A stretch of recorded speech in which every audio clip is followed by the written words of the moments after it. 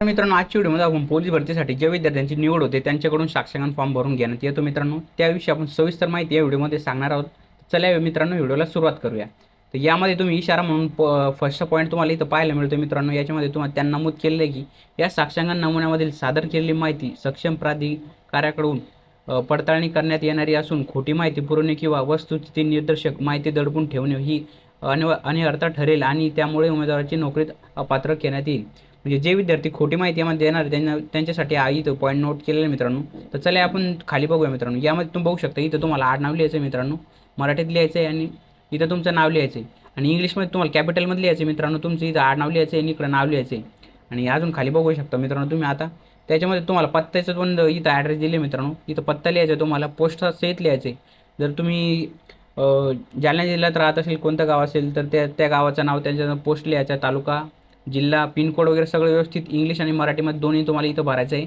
आणि त्याच्यानंतर खाली बघू शकता मित्रांनो तुम्ही दोन्ही पत्त्याचंच दिले आहे आणि त्याच्यानंतर खाली आधार क्रमांक तुम्हाला टाकायचा आहे. आधार क्रमांक तुमचं जे असतील त्याच्यानंतर पॅन कार्ड नंबर टाकायचा आहे. राष्ट्रीय तत्व म्हणून खालचा पॉईंट आहे 6 नंबरचा, त्यामध्ये बघू शकता तुम्हाला राष्ट्रीय तत्व म्हणून यामध्ये तुम्हाला नॅशनॅलिटी त्यामध्ये भारतीय टाकायचं मित्रांनो. त्याच्यानंतर खाली बघू शकता इथं निश्चित जन्मतारीख म्हणून इथं जन्मतारीख टाकायची तुम्हाला. त्याच्यानंतर सध्याचं वय एज कॅल्क्युलेटर करून घ्यायचं मित्रांनो. तुम्हाला सध्याचं वय त्या ठिकाणी टाकायचं आहे आणि त्याच्यानंतर उच्च माध्यमिक 12वी परीक्षेच्या वेळेस तुमचं वय काय तिथं वय टाकायचं आहे इंग्लिश आणि मराठी दोन्हीमध्ये. आणि जन्मठिकाण, जिल्हा व राज्य, जन्मठिकाण ज्या ठिकाणी तुमचं झालं ते जिल्हा टाकायचं आहे समोर, राज्य टाकायचं आहे मित्रांनो. आणि तेच सेम इथं जिल्हा आणि राज्य इंग्लिशमध्ये लिहायचं आहे. आणि त्याच्यानंतर बघू शकता तुम्ही 8 नंबरचा पॉईंट बघू शकता. याच्यामध्ये दिलेलं आहे तुम्ही कोणत्या जिल्ह्यातील व राज्यात आहात.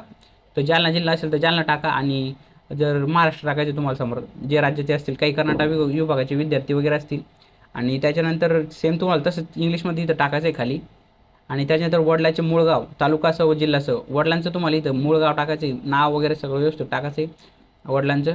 वरती व्यवस्थित भरा मित्रांनो. झेरॉक्सवर आधी फॉर्म भरा तुम्ही आणि नंतर तुम्हाला मेन फॉर्मवर हे फॉर्म भरायचं आहे मित्रांनो. त्याच्यानंतर खाली बघू शकता मित्रांनो तुम्ही या धर्म लिहायचे मित्रांनो. हिंदू, ख्रिश्चन, जैन जे पण असतील तुमचं इथं धर्म लिहायचे. त्याच्यानंतर जे मागासवर्गीय असतील विद्यार्थी असतील त्यांनी इथं यस नो करायचं आहे मित्रांनो. त्याच्यानंतर आपण खाली बघूया मित्रांनो. या ठिकाणी तुम्हाला आता एक पुरावा म्हणून तुम्ही मागील 5 वर्षात इथं बघू शकता तुम्ही पुरावा म्हणून तुम्ही इथं रहिवासी म्हणून तुम्हाला इथं कार्यालयाची सही शिक्का घ्यायचा आहे मित्रांनो. कार्यालयाकडून ही माहिती भरून घ्यायची मित्रांनो. जे आपले ज्येष्ठ अधिकारी असतात एस-डी-एम वगैरे किंवा शाळेचे प्रिन्सिपल वगैरे असतात त्यांच्याकडून ही माहिती तुम्हाला भरून घ्यायची. यामध्ये तुम्ही बघू शकता मित्रांनो मागील 5 वर्षापासून तुमचा रहिवासी पुरावा याला मानला जातो मित्रांनो. यामध्ये तुम्हाला सविस्तर माहिती येतं त्यांच्याकडून भरून घ्यायची मित्रांनो. त्यांचं नाव वगैरे, हुद्दा वगैरे सगळी इथं माहिती तुम्हाला व्यवस्थित भरून घ्यायची. आणि हा मेन पॉईंट असतो मित्रांनो साक्षांकन फॉर्ममध्ये. यामध्ये तुम्हाला त्यांचं नाही का हा पुरावा असतो की तुमचे ते म्हणजे साक्षीदार असतात की तुम्ही या राज्यात म्हणजे खूप दिवसापासून इथं राहतात म्हणून हा पुरावा म्हणून हा त्यांचं सही शिक्का इथं आणि सगळी पदनाम वगैरे लिहून घेण्यात येतो. नंबरचा पॉईंट बघू शकता. यामध्ये तुम्हाला फॅमिलीचे सगळे तपशील द्यायचे मित्रांनो. 11 नंबर पॉईंटमध्ये यामध्ये वडिलांचं नाव आणि त्यांचं राष्ट्रीय तत्व, जन्म ठिकाण, सेवेत असेल तर सेवेत, शेतकरी असतील शेतीस, जे पण असतील ते तुम्हाला इथं त्यांचा पत्ता द्यायचा आहे, घरचा पत्ता द्यायचा आहे तुम्हाला. त्यानंतर आईचं पण सेम लिहायचं आहे. ज्यांचं लग्न झालं असेल त्यांनी पत्नी वगैरे त्यांच्याविषयी पण इथं सविस्तर माहिती लिहायची आहे. आणि त्याच्यानंतर आपण खाली बघूया. याच्यामध्ये बघू शकतो मी अजून भाऊ दिलेला आहे. भाऊची पण तशीच माहिती लिहायची. बहीण असेल तर बहिणीच लिहायची. ज्यांचं लग्न झालं असेल त्याची मुलीची असेल सेम तशीच माहिती तुम्हाला इथं फॉरवर्ड करायची. जे तुम्हाला सांगितलं आले ती भरायची व्यवस्थित. त्याच्यानंतर 12 नंबरचं पॉईंट बघू शकता मित्रांनो तुम्ही. याने शैक्षणिक अर्हता वयाच्या 15 वर्षापासून शिक्षणाचे ठिकाण व महाविद्यालयाचे सर्व यासह म्हणजे तुम्हाला इथं आता तुम्ही ज्या ठिकाणी तुम्ही ग्रॅज्युएशन कंप्लीट केलं शाळेचं वगैरे त्या ठिकाणी तुम्हाला ही माहिती द्यायची मित्रांनो. शाळेचे तुम्हाला इथं लिहायचे, प्रवेश दिनांक लिहायचे, टीसीवर वगैरे व्यवस्थित बघा मित्रांनो. शाळा सोडण्याचा दिनांक तुम्हाला टीसीवर भेटेल. उत्तीर्ण वर्ष पण तुम्हाला टीसी मार्कशीटवर भेटेल. तुम्ही या बारीक गोष्टी तुम्हाला पॉईंट नोट करायचे मित्रांनो. आणि व्हिडिओ आवडला असेल नक्कीच आपल्या चॅनल सबस्क्राईब करा मित्रांनो. असेच नवीन व्हिडिओ मी तुमच्यासाठी आणत राहतो. चॅनल सबस्क्राईब करा, बेल आयकॉन प्रेस करून ऑलवर सिलेक्ट करा. आणि अजून समोरचा पॉईंट आपण बघणार आहोत. यामध्ये 13 नंबरचं पॉईंट असतं जे विद्यार्थी किंवा जे पण आधी नोकरीमध्ये असतील, आता नोकरीमध्ये काही परत तयारी करतात मित्रांनो काही, तर त्यांच्यासाठी हा पॉईंट आहे मित्रांनो. तुम्हाला जे नसतील त्यांना अपॉइंटमध्ये काहीच करायचं नाही मित्रांनो.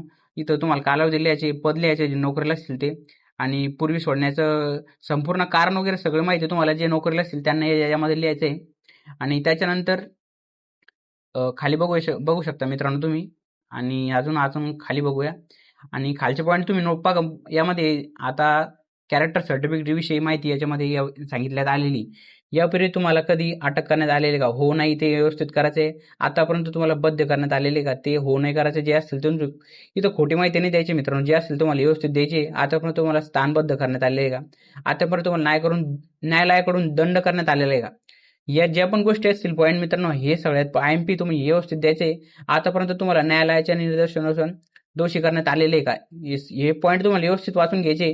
आणि 15 पॉईंट मधलं तुम्ही बघू शकता. सदर साक्षांकन नमून भरतेवेळी आपल्या विरुद्ध न्यायालयात खटला न्यायप्रविष्ट आहेत का? आणि हे पॉईंट तुम्हाला व्यवस्थित सगळे वाचून घ्यायचे मित्रांनो. खाली पण बघू शकता तुम्ही. आतापर्यंत तुम्हाला न्यायालय निर्णयानुसार निर्दोष मुक्त करण्यात आले आहे का वगैरे, जे ज्यांच्यावर गुन्हा वगैरे दाखल असतील त्यांच्याविषयी हा पॉईंट बघू शकता मित्रांनो.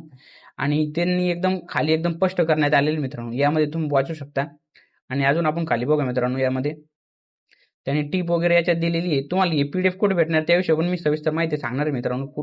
ही PDF आपल्याकडे उपलब्ध झालेली आहे. जे पण विद्यार्थी मीरा भाईंदरला वगैरे असतील त्यांच्यासाठी ही PDF खूप छान होणार आहे. जे पण विद्यार्थ्यांचं नवं सिलेक्शन होणार आहे त्यांना या ठिकाणी म्हणजे संपूर्ण माहिती आपल्या व्हिडिओद्वारे इथे पाहायला मिळते. त्याच्यानंतर तुम्ही बघू शकता या ठिकाणी तुम्ही मॅरिड अनमॅरिडचं 16 नंबरचं पॉईंट याच्यामध्ये बघू शकता. 16 नंबरचं पॉईंट इथं मॅरिड अनमॅरिडचं दिलेलं आहे. त्यामध्ये तुम्हाला नमूद करायचे जे मॅरिड असतील त्यांनी मॅरिड करायचे, जे अनमॅरिड असतील त्यांनी अनमॅरिड करायचे. त्याच्यानंतर अधिक पत्नी असतील, ज्यांचं लग्न झाले असेल त्यांना 2 पत्नी असतील 2 करा, 1 करा. ज्यांनी केलेले असेल त्यांच्यासाठी हा IMP पॉईंट आहे. ज्यांचे 2 लग्न वगैरे झाले असतील त्यांच्यासाठी. आणि त्याच्यानंतर खाली बघू शकता मित्रांनो तुम्ही. याच्यानंतर अजून एक पॉईंट आहे 19 नंबरचा पॉईंट. याच्यामध्ये आपण बघूया त्यांचे नाव वगैरे 2 पत्नीचे 18 नंबर पॉईंटमध्ये. त्याच्यानंतर 19 पॉईंटमध्ये तुमच्या निवासी भागातील 2 जबाबदार व्यक्तींचे नावे ज्यांना तुम्ही माहीत आहात अशा, म्हणजे तुम्हाला एक आयडेंटिटी म्हणून तुम्हाला तुमच्या गावातील 2 वरिष्ठ नागरिकांचे तुम्हाला याच्यामध्ये नाव द्यायचं आहे मित्रांनो, जे पण तुमच्या गावचे असतील. त्याच्यानंतर तुम्ही बघू शकता नाव दिल्यानंतर त्यांची आणि त्याच्यानंतर इथं दिलेलं की मी असे प्रमाणित करतो की पूर्तता माहिती माझ्या संपूर्ण माहितीप्रमाणे व विश्वासपणे अचूक आहे. सरकारी नोकरीसाठी असणाऱ्या माझ्या पात्रता पोहोचेल या परिस्थिती मला माहिती आहे. ते परत तुम्हाला इथं सहमती द्यायची आहे.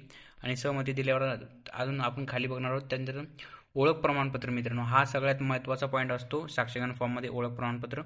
ओळख प्रमाणपत्रासाठी तुम्ही कोणाकोणाचं घेऊ शकता? 1 राज्य केंद्र शासकीय राजपत्रे अधिकारी, 2 संसदीय किंवा राज्य विधिमंडळाचे सदस्य, आणि SDM बघू शकता मित्रांनो. उपविभागीय दंडाधिकारीचं पण घेऊ शकता तुम्ही.